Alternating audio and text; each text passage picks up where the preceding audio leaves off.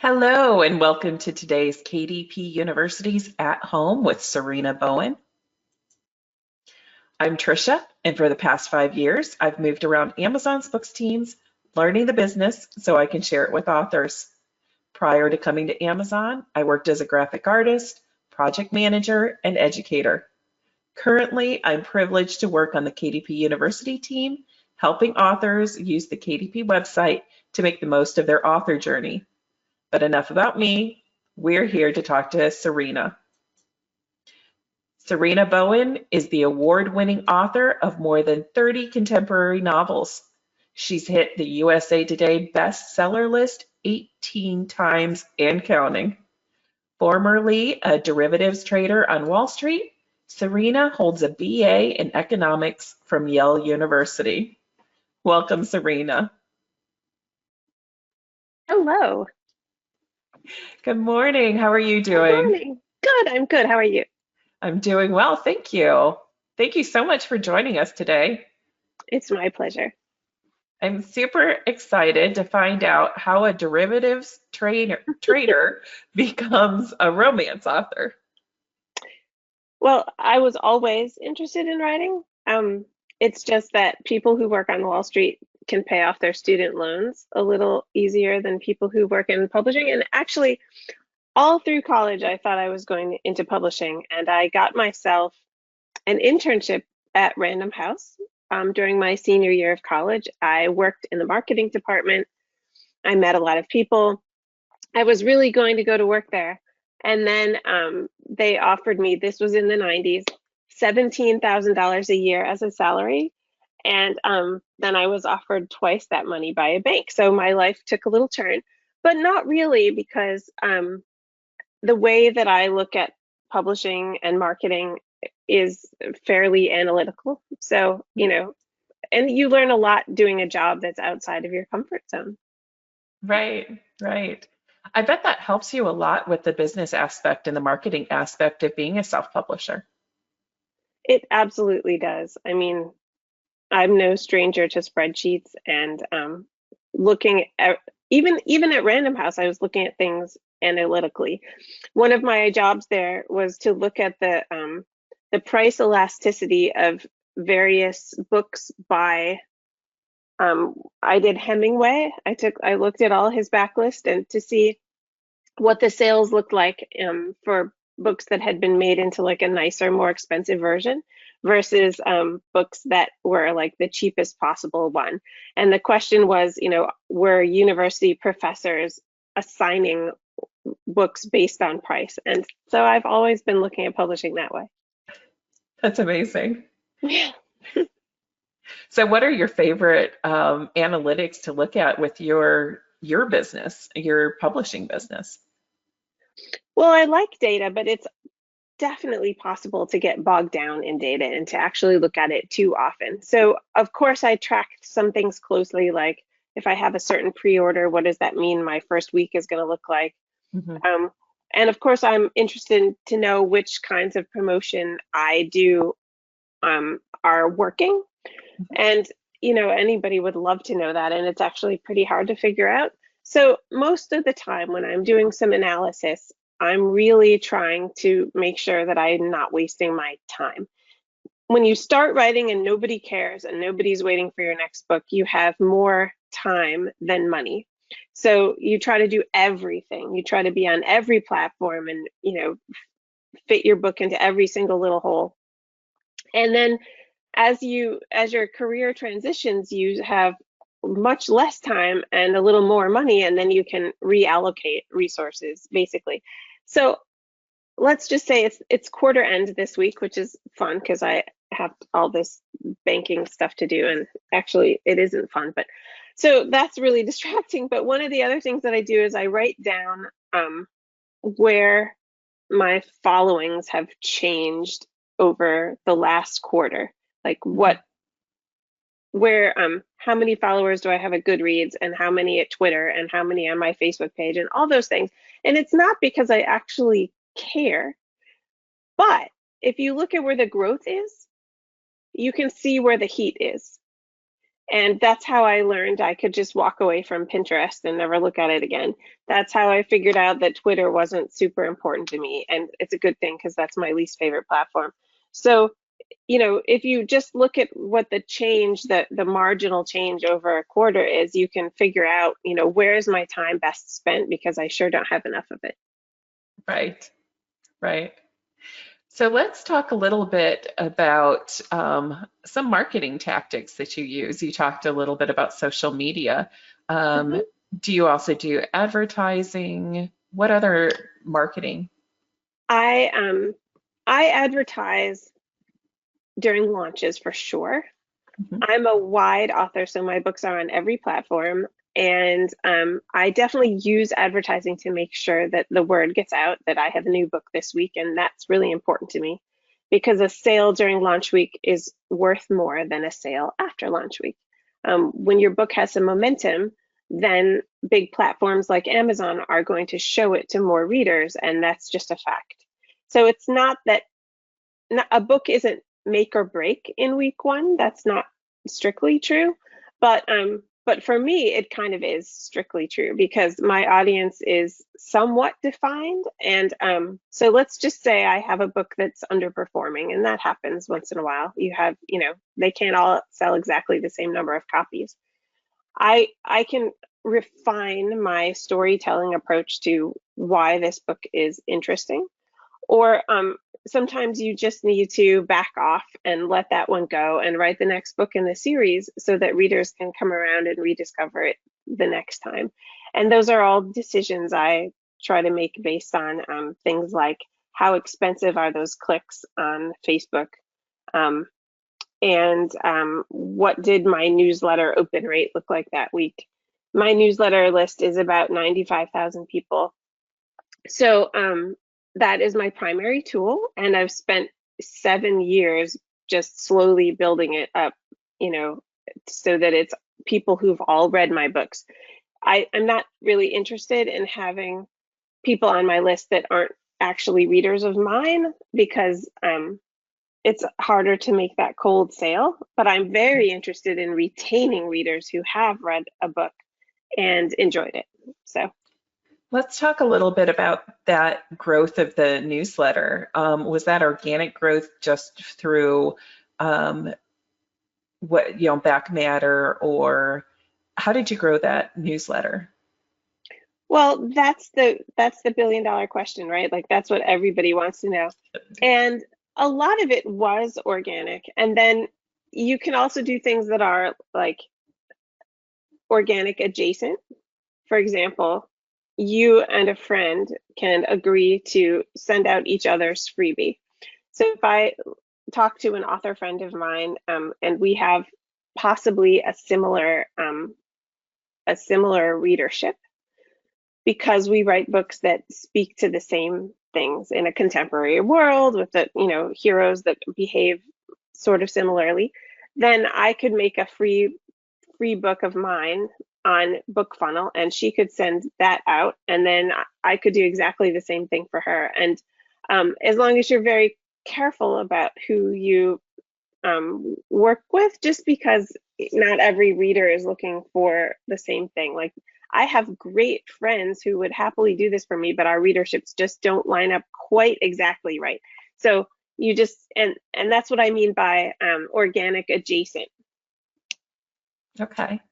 Now, you mentioned the fact that you want to cultivate that list and you want to make sure that those people stay interested. How do you do that? How do you keep people wanting to be part of your newsletter list?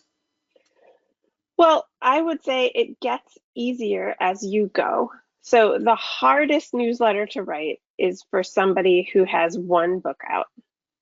That is really difficult because maybe it's going to take you another year to get your next book out, and that's tricky. So that author has to really speak to her readers where their interest truly lies. So possibly, let's say our hypothetical author is a writer of romance, then if it were me, I would be sending out on a semi-occasional basis things that I loved in romance space. Like if I'm not ready with my own book, I would say, here's what I read this week, and here's why you should too. just really, lightly, this is what I liked. And then of course, my newsletters at this point are packed with little announcements. Things like, this is the narrator on the next audiobook. Here's a book that's on sale. This book has never been on sale. I actually sort of, I'm careful with putting things on sale. I have to turn down a lot of promo opportunities because if a book has never been on sale before, that's better for the moment when I actually do put it on sale. So I'm careful. I don't put a book on sale until after it's been out for a while, and not too frequently, just so that when I do bother to do that, it'll be interesting enough and I'll get a reaction that's, worth the effort. Okay. So besides the newsletter, what are your other main marketing platforms? I said that I dislike Twitter, which is true, although I still get clicks off of Twitter. So when you're looking at what is your following in a place, you can also look at where are you getting clicks. And I use a short linker called Genius Links that I think is terrific. It's a paid service. So I pay Genius Links every month, depending on how many clicks I got that month.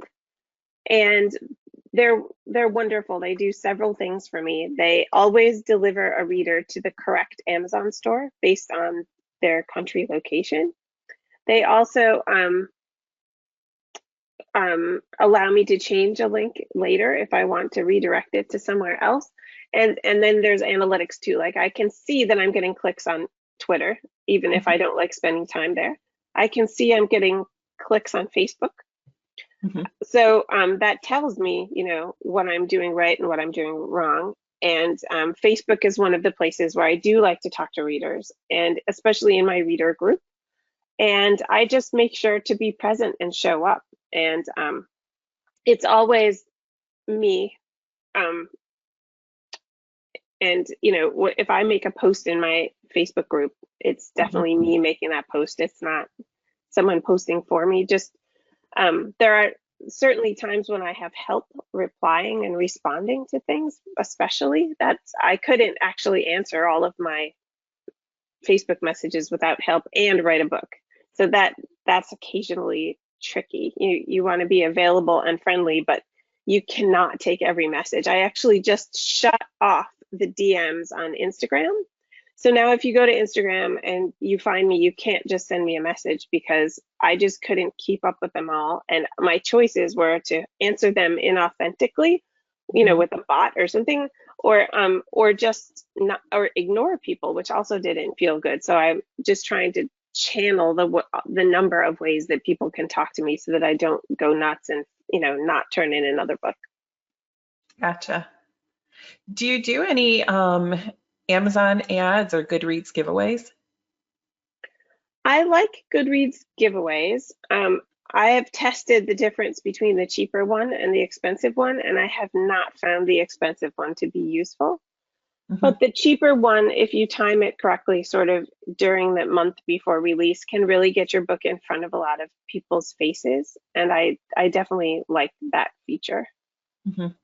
And what was the other giveaway you mentioned? Oh, Amazon advertising. I have never been able to get it to work. So every once in a while, I'll go back to AMS ads and I'll try. And I'll say, okay, other people make this work. But people are bidding like an insane amount for my own author name. And I just, there's people renting space. If you search Sarina Bowen, you get the same like 4 authors every single time. And I don't know if that's even working for them.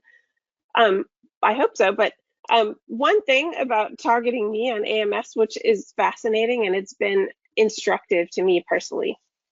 So I have contemporary romance, I have a young adult romance, and I have a bunch of LGBTQ romance.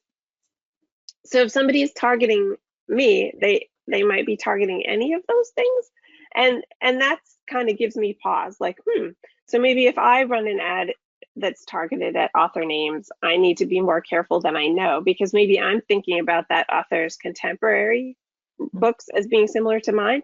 But if she also writes paranormal, then I might be showing my book up on, wolf shifter books that aren't a good proxy for me. So watching other people target me has been illuminating, and it sort of drove home the fact that I am not, it's difficult. It's just really hard to get an efficient cost per click at AMS for me. I haven't been able to do it.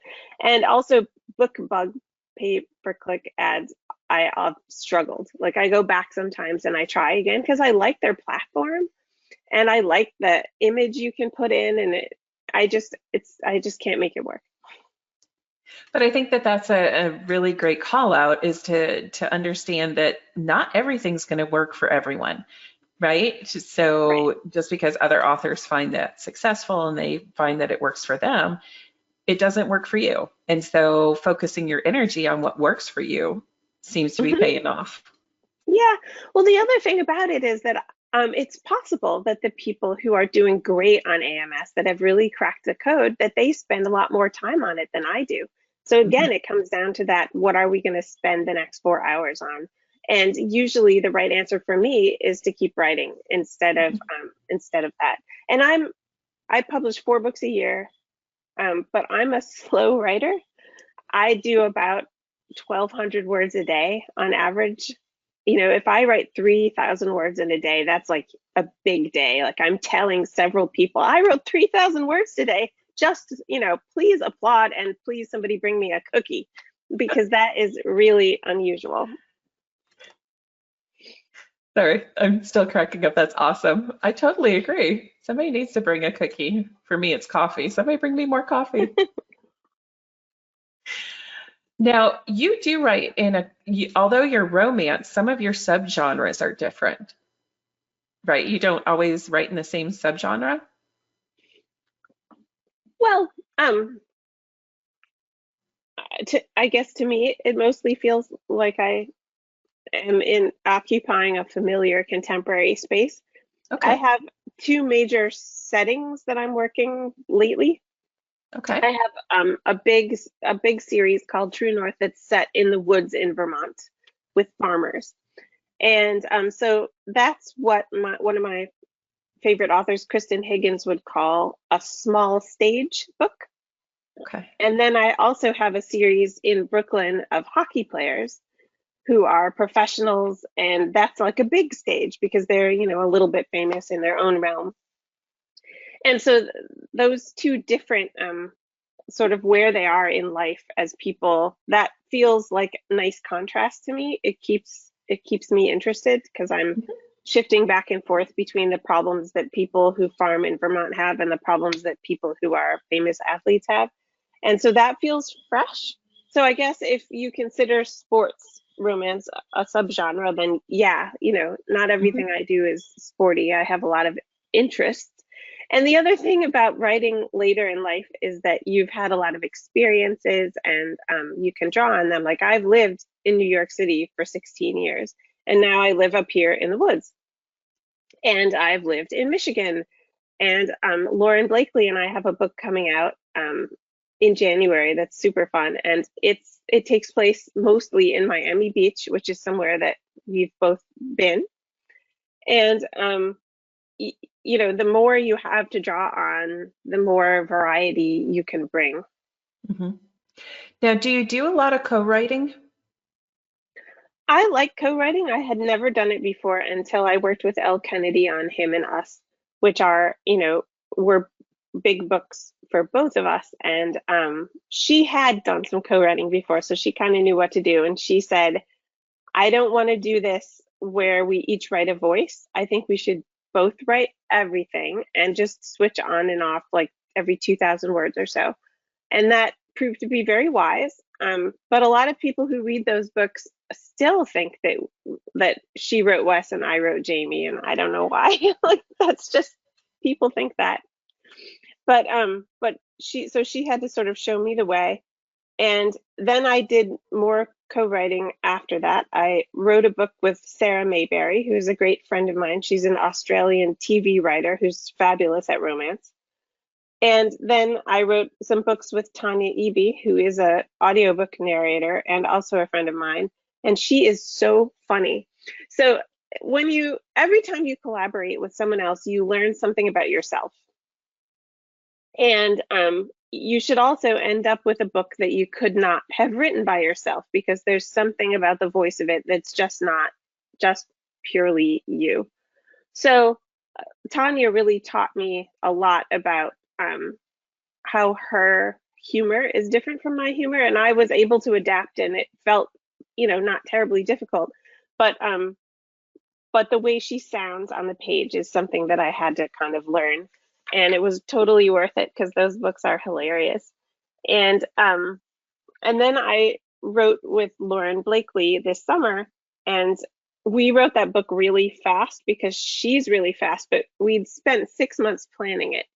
Mhm. So by the time we sat down to actually write chapter 1, we had so many notes. We knew who the characters were. We knew what their problems were. We knew why. We just knew so much. We even knew what was going to happen in the first chapter and what mess that was going to cause. And so as we went, we didn't have to figure out so many things, which helped. And even though I feel like our books kind of live in the same spaces in terms of writing and the tone, we still found that we had differences about our approach to things, and that was interesting. So how has co-writing changed your writing when you write solo? Well, sometimes when you listen to your collaborator work through a problem, they end up giving you a vocabulary that you didn't have before for discussing, whatever is happening in the scene. Mhm. And for example, Lauren tends to, on my first pass, I underwrite, so it's like a little spare, and there isn't quite enough there. And she kind of does the opposite. Like, she'll overwrite the scene so she can figure out what it's about and then pare it back to the essentials. So every time somebody does something a different way than you do, you can, that's another tool in your arsenal for next time. You could try doing it that way. So that's fun. Let's go back to, you mentioned the fact that you're very specific about picking and choosing what analytics you look at, what marketing you do, so that you can Mhm. spend time writing. So let's kind of break down, what does that look like? How much time, let's walk through a day. Do you spend X amount of time writing and then X amount of time on the business, or do you pick different days to work on business versus writing? You know, I'll be honest, this is a huge struggle for me. If you are analytical, it's easy to get sucked into the analysis. So my goal right now is to actually be a little less analytical and to have help with the analytics, and because I can spend too much time on it. Like, sometimes it's easier to look back at that promo instead of writing chapter 17. And I fall into that trap, with great frequency. And the problem, what really snuck up on me, and I didn't see this happening, but my goodness, it's a problem now, is that once you have a big backlist, you could do this indefinitely. Like, there's always, it's like having a whole garage full of cars, like something's always broken. It's like, oh, look, I forgot to change the series name at Apple. And um, you know, or those covers are a few years old now, and maybe I should spend the next hour thinking about what they should look like next year. And you could just do this forever. And I just changed the covers on 2 books, and they look great. Like, these new covers look fantastic. It took me forever to do this because first the design was really hard.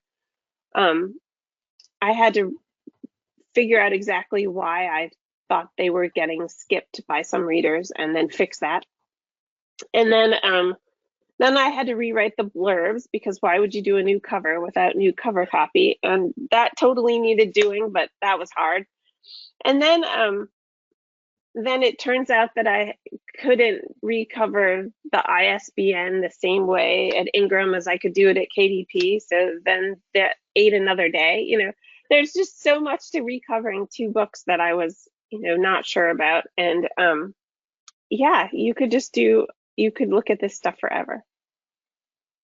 So when do you decide that you need help, and then who do you start hiring to build out a team? Oh, it's so hard. There's, you know, I can name a few people who have this really figured out well. Like they've just got that they're one person full time, it's perfect. And then the risk of that is that that person has a life change and wants to do something else. And then you're totally, that will blow up your business. So I have a couple people that I depend on all the time. And but it's never finished, right? Like you could always be sort of shifting things around a little bit, but but I really, the people that I'm able to depend on, I had to find by accident, sort of organically. The person who helps me with publicity is Jennifer, and she's just amazing. And she was reading me from like book 1. And then so she was a reader, and she's also a reviewer and a blogger. And then she became the person who was my table assistant at events. And, so I got to sort of know how she works, and that was great. And then I eventually hired her to sort of be my minder, to make sure that I stayed on track and that I didn't have to think about publicity things that I'd been dragging around by myself. And then I have another person that I work even more hours with. Her name is Natasha, and I found her because she was Elle Kennedy's next door neighbor and friend. and so that's how I met Natasha, and now we work together too. Nice. All right, we're getting loads of questions coming through, so we're going to go ahead and answer some of those. All right.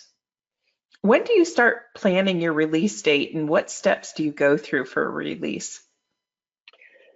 I actually have a spreadsheet that counts the days down backwards. So if I want to release a book on July 20, then I have to have that manuscript done 4 months ahead of time. And then it has to go to editing. I have to remember to hire the cover designer or tell the cover designer that I'm going to need her services. I need my editor to be available. I need to give a heads up to my proofreader, who is excellent. And then there'll be this narrow window when I have to process those edits and turn it around so I can make an audio script. Audio is something that also rules my life now. At the beginning of my career, I sold off all my audio rights, and that was not a terrific move on my part. I left a lot of money on the table.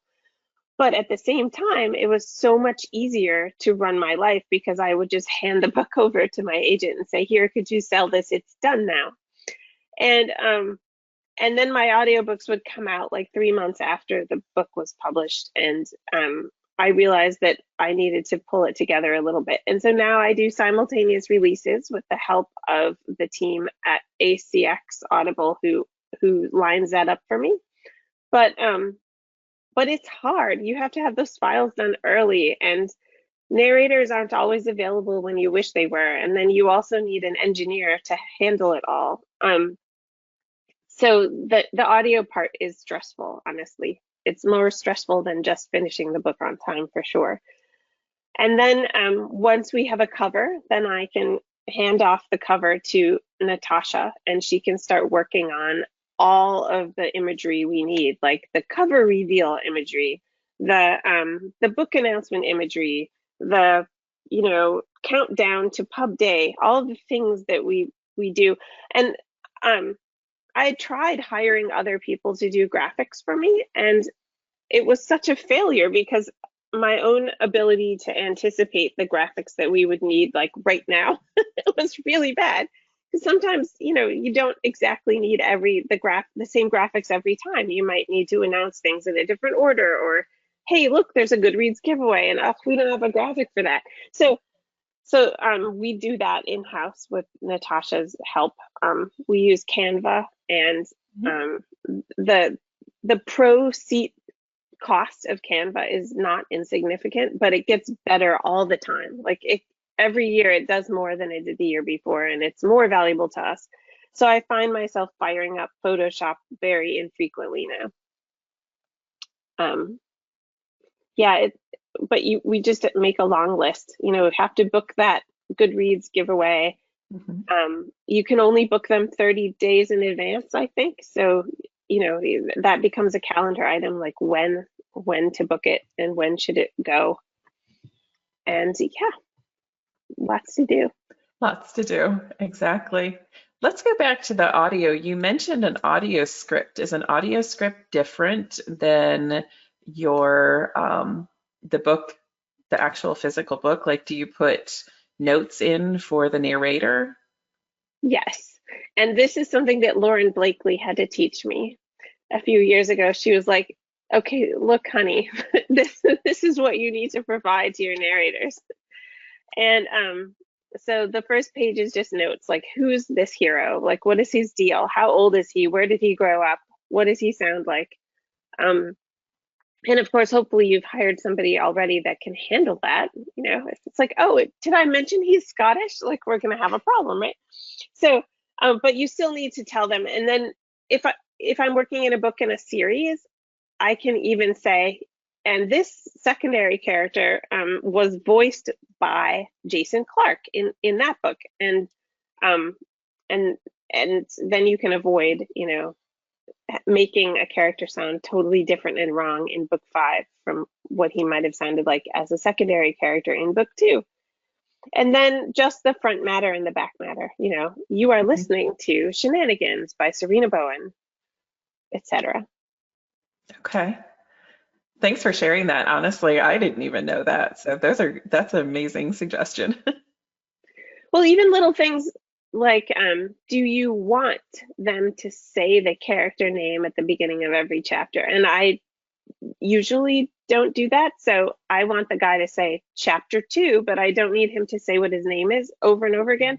So I have to go back through the script and remove all of those, because in an ebook that's in there. Right. So when writing a series, do you always have to view the whole series, or do you go one by one until you consider it complete? Like, do you plot out? Here's something else I was terrible at. My first series that did well is called The Ivy Years. And those books are some of my best work, but I could not figure out how to set up a series at all. Like, I did a crappy job. And then I had to learn. And the truth is, I never did learn to plot a whole series out. I have literally never done that, because I'm kind of afraid. Well, first of all, I need to feel comfortable not finishing a series if it's not working for me. And I don't just mean if it didn't sell as many copies, because sometimes you can't tell. But if I'm not inspired to write another book in that series, then it's going to be really hard for me to write another book in that series. So if I plan the whole series and then I put in a lot of characters who I'm obviously setting up to do something later, and then I don't want to write that book, like, that's just a mess.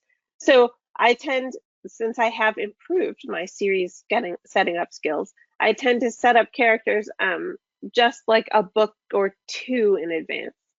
Okay. And sometimes I have done a better job of this. Like, in my Brooklyn Bruisers series that I sold to Penguin, I was setting up the billionaire team owner as obviously in love with his assistant. And that worked really well. Like, by the time I got to that book, people really wanted their story. They were ready. And sometimes you have to sort of back into it. For example, not that many people know this, but the True North series, I wrote book 3 first, and then I looked at it hard and realized that it wasn't a good book 1. Like, it just wasn't a book 1. And then I wrote the second book, and then I said, well, crap, that is so not a book 1. And then I finally wrote book 1, and writing backwards like that, like, it's not like something I recommend. However, it's really great for setting up those other books though, because you don't know just a little bit about what's coming, but you know a lot about those people. So it turned out really well. It's just that I didn't plan to do it that way. So do you write multiple books in a series before you start releasing the series, or do you go ahead, write one and release it?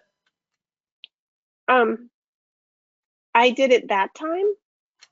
And when I did the first 3 Brooklyn books, I owed my publisher outlines. So I had to figure a lot of stuff out ahead of time. But I don't do it anymore. But of course, I've learned a few things in 7 or 8 years. So I'm better at least thinking about it ahead of time. You know, like I kind of know where I'm going. Mhm. So that helps. Okay. Um, so we have, how do you organize your schedule and prioritize tasks? Um, the one thing that I prioritize well is the writing. Like I use a tool called Pacemaker that helps me figure out how many words I have to write to stay on schedule, because it's too stressful otherwise to just not know. Mhm. So and then I try to write first, but there are days when you just can't do that. Like this week is quarter end. I need to do a lot of banking, and that's just the way it is. And then if you have a release week, that's another week where sitting down to write, you know, without looking at what's going on, is not a good idea either. So it's easy to get sort of off track. And there are plenty of nights when I make my word count at like 10:30, but I've been trying for 12 hours. um, you know, for example, here I am talking to you instead of writing my chapter this morning. But And that's we okay. appreciate it. We can rebuild it. um, so I try to put the writing front and center, and but it's sort of like that's the thing. Every single year, I'm trying to do that same thing. So maybe one of these years, I'm going to figure out how to do it. Gotcha. In your career, what have you considered the biggest game changers in your career? Well, okay. So some people write a couple books and then they have one big breakout book that changes everything. But that wasn't really me. I mean, I had little breakouts. Like my first romance technically was a book called Coming In From the Cold for Harlequin. And then I wrote this book called The Year We Fell Down in the first Ivy Years book, and I published it myself basically because Harlequin couldn't keep up with me at the time. Those were the days, right? So I published that book, and that was a little bit of a breakout. It was a little bit odd for the romance that was coming out about its time. That the heroine is has a physical disability that she's still adjusting to. That was the result of an accident, and I guess I just didn't know how rare that would be and how much people would talk about it. So if you write something that people really want to discuss, then that's one way to have a breakout, because word of mouth being what it is, you know, when people chat about your book, say that it's different and interesting, well, you know, that's a leg up. So that was a little breakout. And then I kept going, and then I wrote The Understatement of the Year, which was an LGBTQ novel in that same series, which apparently is another thing that people don't usually do. So that, you know, there's more chatter and, you know, another step up the mountain. And then Him was another breakout for me because it was the first book of mine to hit the USA Today list. And that book also won a prize, and it did better than we thought it would do, and it's translated into like 14 languages now or something like that. So that was another step, but not like this kind of step. It was a little step.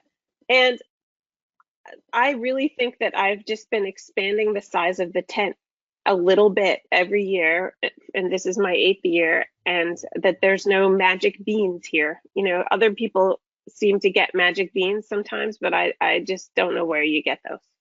I don't think you can even buy them at Amazon. It's like one of the things you can't buy.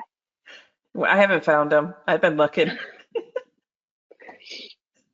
How often do you send out your newsletter? About twice a month. Okay. I used to be afraid to overuse my newsletter, right? Like I don't want to bother anybody. But that turns out to be a lie, because if you never send out your newsletter, people will forget that they're on it. And they will forget why they were on it in the first place.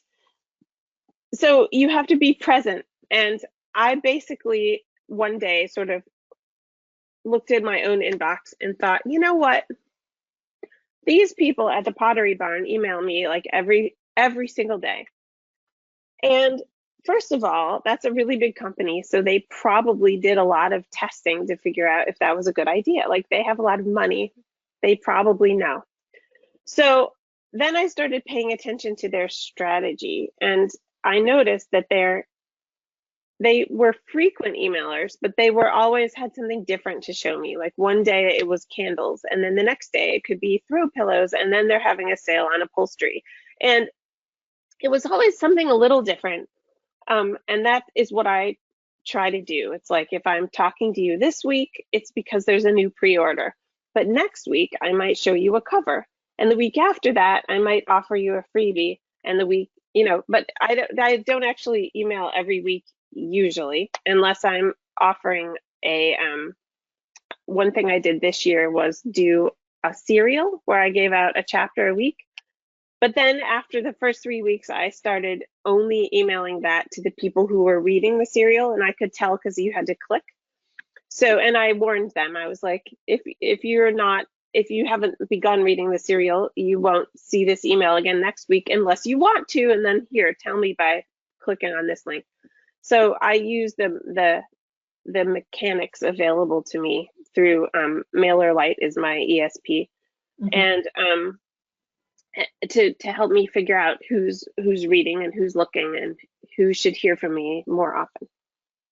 So what kind of engagement did you get with that?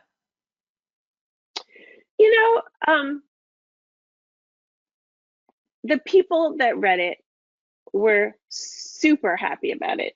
And on Thursdays, there would be all these people posting in my group like, oh my God, she hasn't sent it out yet. Is it coming? And and then after I'd send it, there'd be another flurry of posts about like, oh, I can't believe you cliffhangered me like that. And I'm like, okay, well, that's kind of my job and I'm doing it every week. So that's what serial content does. Yeah. And it was a lot of fun. And so, you're not going to get your whole list to read it. Like some people just don't want to read a book like that. Some people just don't use their email inbox that way. And that's just the way it is. But the people that are with you are really with you. So the engagement rate of that core, can go way up and be really beneficial.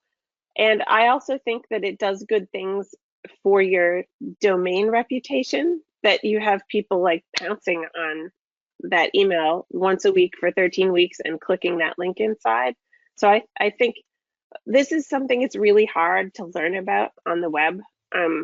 There isn't a lot of good guru advice about how email delivery and openability works, but to me, it feels like it's good for the list. Okay.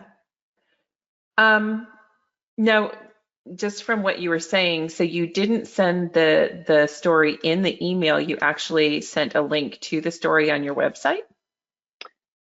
I would tease it so you get like the first 5 paragraphs and then you have to click through.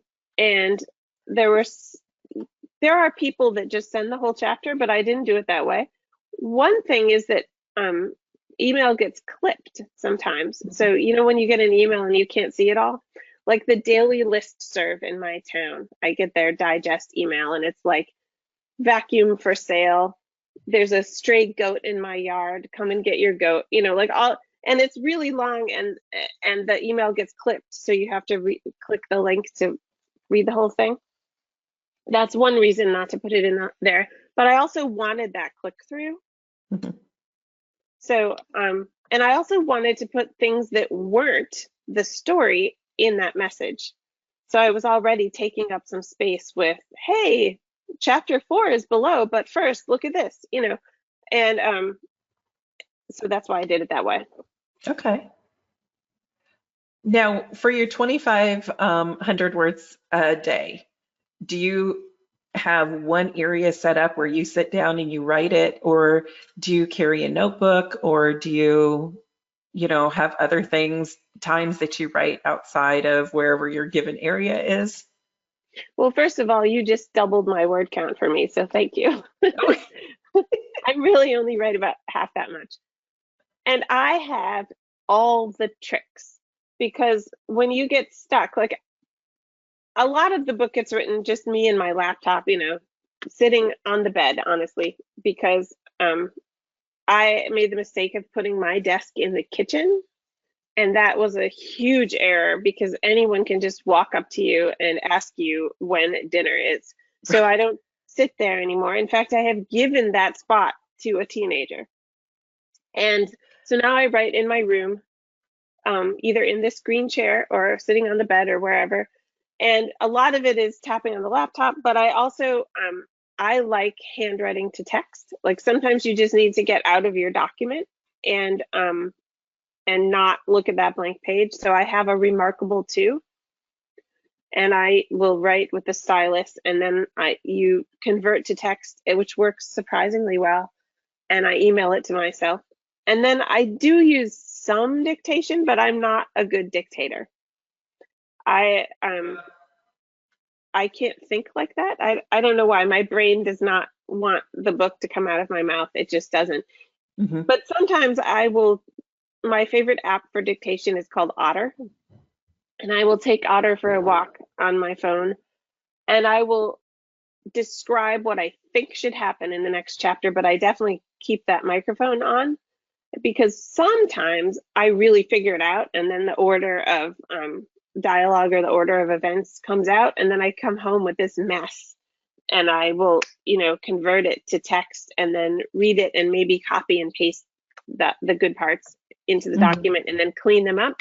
But if I used dictation for the bulk of my work, I would just constantly be cleaning up terribly messy documents, and that to me is just a huge drag.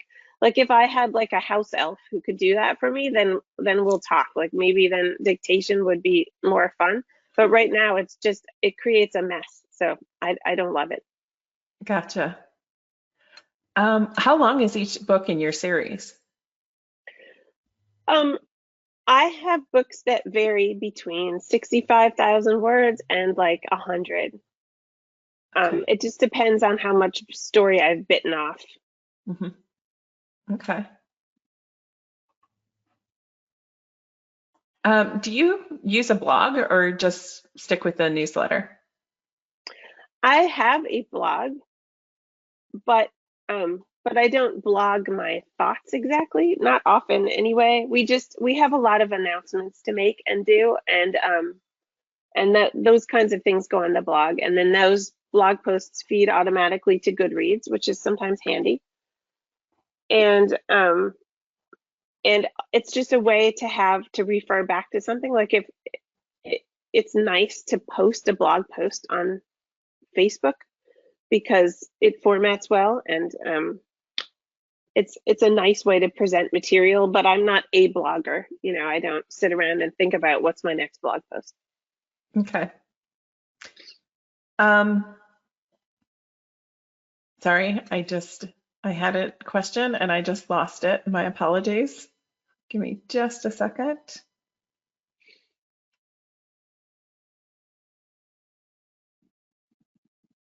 What tools do you find? So you talked about the pad that you use to write and convert. What other tools do you find really helpful? Yeah, well, this is something, it's so fun to get like a little bit wrapped up in this, and if I just had this shiny new tool, I would be even better, and I would increase my word count to 2,500 like Trisha thinks I can write. So I do have some tools that I really like. I have a wireless keyboard, and just to change the ergonomics of my life a little bit, I have a screen that's like 10 feet away from me, but the type is huge.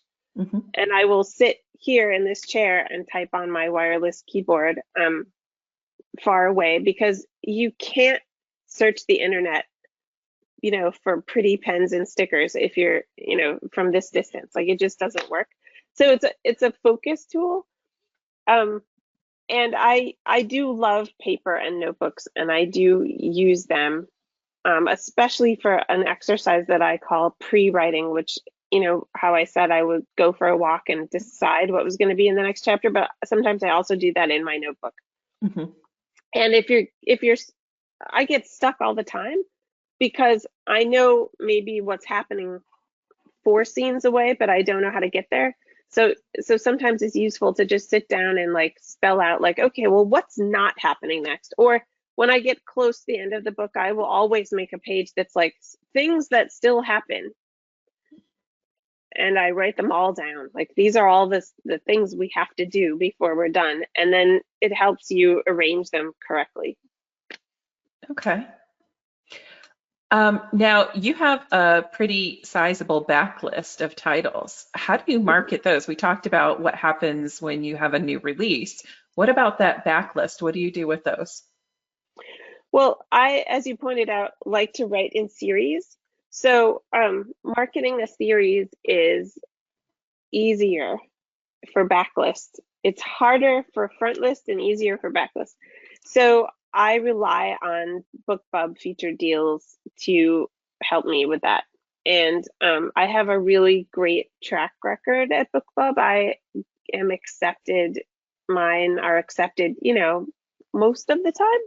So one of the ways that I do that is that I have beautiful covers, and I also am very particular about what I show BookBub. I won't show them a deal that was covered recently. I won't show them a book. They can tell if you've discounted your book recently. They use this tool called eReader IQ, or at least I imagine they do, because they can tell. So when I read a featured deal thing, it's like, Dear BookBub, this book has never been on sale, or this book hasn't been on sale since 2017. And it has X number of reviews on Amazon and a 4.6 rating. Just to make sure that I know exactly why that's a good promotion, so that they would also know exactly why that's a good promotion. But when you have a fat backlist, you can do that. Like, I could go in right now and show you 10 books that hadn't been on sale anytime, recently. Okay. And I save them. Like, I'll never put the last book in a series on sale until I have something else on pre-order. Why is that? Well, because I need to have something to lead to. Okay. So if book 7 is coming out in July, book 6 might go on sale in June or July or August. It just, depends how things work. Okay. But that's like dry powder, nobody's ever gotten a deal on that book. It's going to fire up the interest in that series. Do you ever do focus on the first in series in order to drive interest back into a series where you're just about to do a new release? Sure. I have done first in series free many times. I tend to rotate my freebies. Some people like to leave them all up and just, let people go crazy. Mhm. But I find that, well, Amazon likes to suppress free books. So after the initial push is gone, then the visibility of those free books really drops pretty dramatically, because of course Amazon would rather sell a book that gets everybody paid. So they're not going to show your free book so easily. So I find that I need to do something that generates hype. So that might be a BookBub deal or a free Booksy or somebody like that. Like, I have to find a reason for that.